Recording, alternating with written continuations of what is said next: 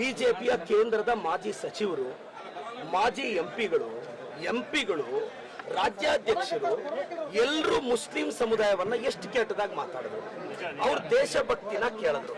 ಅದ್ಯಾವುದೋ ದೇಶಕ್ಕೆ ಹೋಗಿ ಅಂದ್ರು. ಅವ್ರ ಅಜಾನ್ ಬಗ್ಗೆ ಪ್ರಶ್ನೆ ಕೇಳಿದ್ರು, ಪ್ರಾರ್ಥನೆ ಬಗ್ಗೆ ಪ್ರಶ್ನೆ ಕೇಳಿದ್ರು, ಅವ್ರ ಅಂಗಡಿಯಲ್ಲಿ ಏನು ತಗೋಬಾರ್ದು ಅಂತ ಕ್ಯಾಂಪೇನ್ ಮಾಡಿದ್ರು, ಹಲಾಲ್ ಬಗ್ಗೆ ಮಾತಾಡಿದ್ರು, ಹಿಜಾಬ್ ಬಗ್ಗೆ ಮಾತಾಡಿದ್ರು, ಹಿಂಗೆಲ್ಲ ಮಾತಾಡಿದ್ರು. ನಾವು ಬಜೆಟ್ ಅಲ್ಲಿ ಮೈನಾರಿಟೀಸ್ಗೆ ಅವ್ರ ಮಕ್ಕಳಿಗೆ ಎಜುಕೇಶನ್ ಸಪೋರ್ಟ್ ಮಾಡಿದ್ರೆ ಇದೇ ಬಿಜೆಪಿ ಅವರು ರಾಜ್ಯಾಧ್ಯಕ್ಷರು ವಿರೋಧ ಪಕ್ಷ ನಾಯಕರು ಇದು ಮುಸ್ಲಿಂ ಬಜೆಟ್ ಅಂದ್ರು.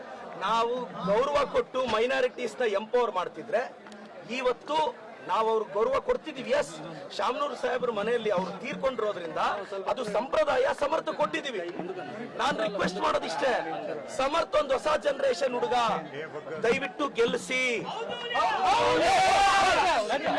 ಗೆಲ್ಲಿಸಬೇಕು ಅಂತ ನಾನು ರಿಕ್ವೆಸ್ಟ್ ಮಾಡ್ತೀನಿ. ಎರಡನೇದು, ಬಿಜೆಪಿ ಸ್ನೇಹಿತರು ನಮ್ಮ ಅಶೋಕಣ್ಣ, ವಿಜೇಂದ್ರ ಅವರು, ಯತ್ನಾಳ್ ಅವರು ಅವ್ರ ಚೇಲಕಾಯಲ್ಲಿ ಚಾಲೆಂಜ್ ಮಾಡಿಸಿದ್ರು.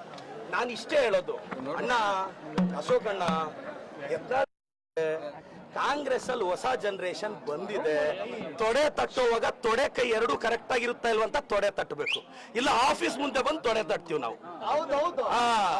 ನಮ್ ಜನರೇಷನ್ ಜೊತೆ ಇಟ್ಕೊಳ್ಳುವಾಗ ಸ್ವಲ್ಪ ಯೋಚನೆ ಮಾಡಿ ಇಟ್ಕೋಬೇಕು. ದಾವಣಗೆರೆಗೆ ಬಾ ಅಂದ್ರು, ಪಾರ್ಟಿ ಆಫೀಸ್ ಹತ್ರ ಬಂದೆ.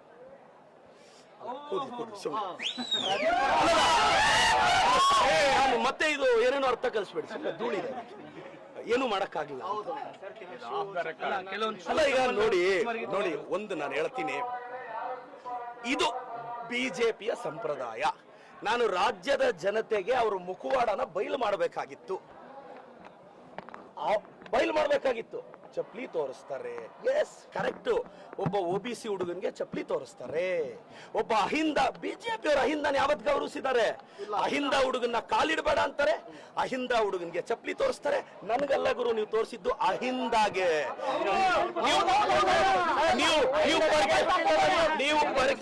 ನೀವು ಪರ್ಕೆ ತೋರಿಸಿದ್ ನನ್ಗಲ್ಲ, ಅಹಿಂದ ದಾವಣಗೆರೆ ದಕ್ಷಿಣದಲ್ಲಿ ಅಲ್ಪಸಂಖ್ಯಾತರು, ಹಿಂದುಳಿದವರು, ದಲಿತರು, ನಮ್ ತಾಕತ್ತೇನು ಅಂತ ತೋರಿಸ್ತೀವಿ, ಸಮರ್ಥನ್ ಗೆಲ್ಲಿಸ್ತೀವಿ.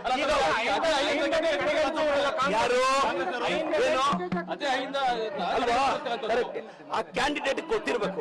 ಒಬ್ಬ ಅಹಿಂದ ಹುಡುಗನ್ಗೆ ಯಾರ್ಯಾರೋ ಬಾಯಿಗೆ ಬಂದಿದ್ ಮಾತಾಡ್ತಾ ಇದ್ರೆ, ಆ ಕ್ಯಾಂಡಿಡೇಟ್ಗೆ ಮೆಚುರಿಟಿ ಇದ್ರೆ ನಾನು ಹೇಳೋದು ಇಂಥದನ್ನೆಲ್ಲ ತಡಿಬೇಕು. ಅದು ಬಿಟ್ಟು ಬಂದ್ಬಿಡು ನೋಡೋಣ.